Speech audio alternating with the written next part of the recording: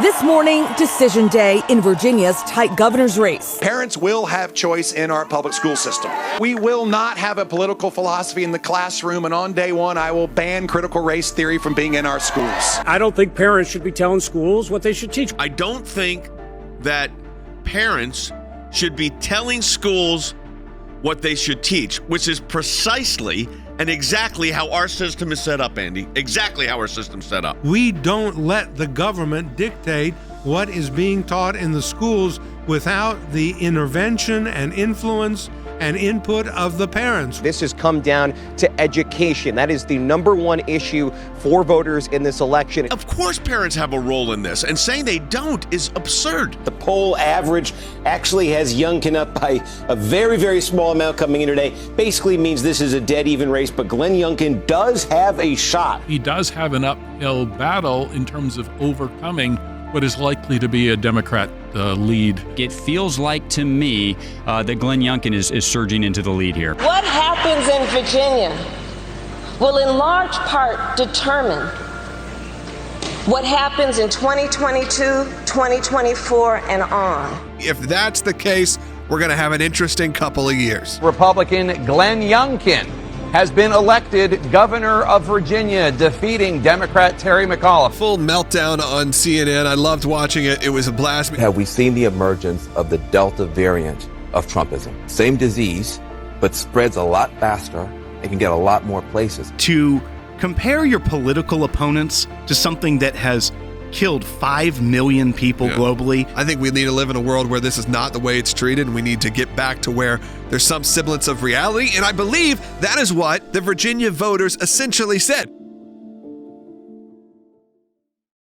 Glenn Youngkin's defeat of Terry McAuliffe in the race for governor, widely viewed as a rebuke of President Biden's performance so far. Since the election results, we have seen just Democrat fallout on Capitol Hill, chaos there about both the bipartisan infrastructure package and the reconciliation bill. Even after their losses, Nancy Pelosi doubled down on her agenda yet again this morning. And that is exactly why she is a lame duck Speaker of the House. Speaker Pelosi was just out speaking, and she said a couple of things. Number one, she said the reconciliation bill, the social spending bill, is going to get not smaller, Jordan, it's going to get bigger. Speaker Pelosi and the progressives are going to double down saying, oh, if we would have just gotten this crazy stuff done, Youngkin would have lost, McAuliffe won, and Murphy in New Jersey wouldn't have had a problem. But I think the more moderate folks in the House are going to say, wait a second, we just have to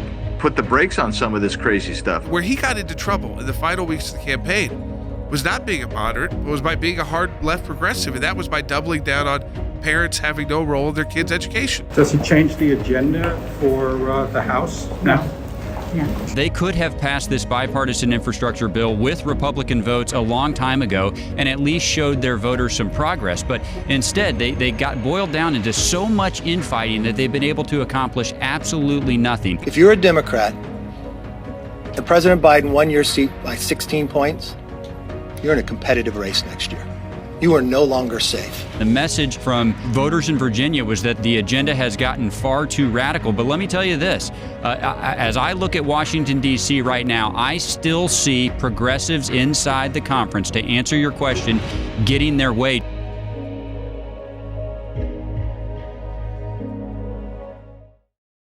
Special Counsel John Durham indicting the principal source for the Steele dossier with 5 counts of lying to the FBI and creating a false narrative during the Trump-Russia investigation in 2017. A Russian national has been indicted for making false statements to the FBI. He is the main source behind the Steele dossier to Christopher Steele, working alongside another individual, Charles Dolan, who is a close associate of the Clintons. Federal authorities have arrested this man this morning. His name is Igor Danchenko. He's a Russian-born analyst living in the United States, and he was interviewed back in 2017 by the FBI about his contributions to that Christopher Steele dossier. The mosaic is this was a fraud on the American people.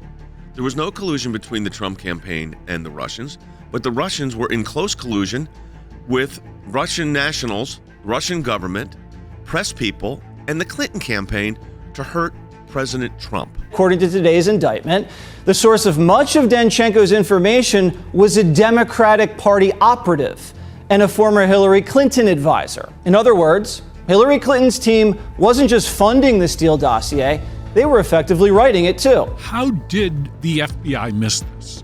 How did Robert Mueller miss this? That's another story. How did the media miss this? They missed it because they were predisposed to find President Trump guilty in the absence of evidence. Dolan later acknowledged to the FBI that he never met with a GOP friend in relation to this information that he passed to Danchenko, but rather fabricated the fact of the meeting and his communications with Danchenko. Hopefully more indictments will flow out of this investigation so we will have the full revelation of the depth of the deep state and their commitment to falsity. Justices are set to consider the constitutionality of the new law that all but bans abortions in Texas. What we have to be clear here is what this case is and what this case is not.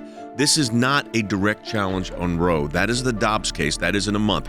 But this is a big case because states, as we're representing South Dakota, are taking what I would call unique approaches to how they're handling this issue. The law bans abortions as early as 6 weeks into a woman's pregnancy, but the justices today will focus on how the law was designed and how it is enforced. The Texas law empowers private citizens to sue anyone who helps a woman get an unlawful abortion, from doctors to Uber drivers who may take a woman to the clinic. The reward, at least $10,000. It's two cases, whole women's health versus Jackson, and then the U.S. government versus the state of Texas. That's what oral argument the court is hearing right now. The court will hear two cases, one brought by abortion providers, the other by the Biden administration. Both insist the law was designed to avoid review by federal courts. The Supreme Court of the United States said in the 19th century that a federal judge cannot enjoin, that is, enter an injunction against a state court judge. And that is still the law today. And Texas is saying, basically, stay out of it until the case is litigated. A majority of justices has already declined to block this law on 2 occasions, and yet here we are hearing these arguments on an unprecedented accelerated schedule. The question is largely whether a federal court can enjoin the Texas law before it is violated. That question was asked by the justice of the Supreme Court today, and basically neither the DOJ nor Planned Parenthood could come up with a plausible set of facts in support of their claim.